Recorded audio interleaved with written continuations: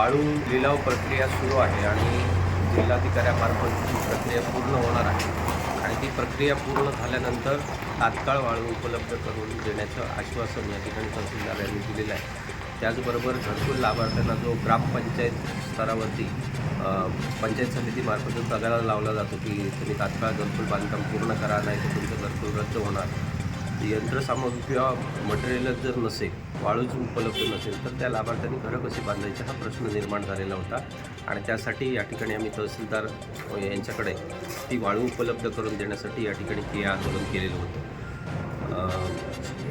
महसूल मंत्र्यांकडून घोषणा झालेली होती की 5 ब्रास वाळू ही त्या लाभार्थ्यांना मोफत मिळणार आहे आणि तशा प्रकारचं नियोजन त्यांनी तहसीलदार यांच्याकडे दिलेलं होतं आणि तहसीलदारांनी ती वाळू उपलब्ध करून लाभार्थ्यांना देणं आवश्यक होतं। मात्र ती वाळू उपलब्ध करून न दिल्यामुळे या ठिकाणी आम्ही ठिय्या आंदोलन केलं होतं। आताच या ठिकाणी तहसीलदार यांनी लेखी पत्राद्वारे तशा प्रकारचं आश्वासन या ठिकाणी दिलेलं आहे की येत्या काही दिवसातच लिलाव प्रक्रिया पूर्ण होणार आहे आणि लाभार्थ्यांना वाळू मिळणार आहे। त्याचबरोबर पंचायत समितीचे जे अधिकारी आहेत त्या अधिकाऱ्यांसमवेत या ठिकाणी मंगळवारी संयुक्त बैठक आयोजित करून या प्रश्नावर योग्य तो तोडगा करण्याचं आश्वासन त्यांनी दिलेलं आहे। त्यामुळे आजचं या ठिकाणी आंदोलन स्थगित करण्यात आलेलं आहे।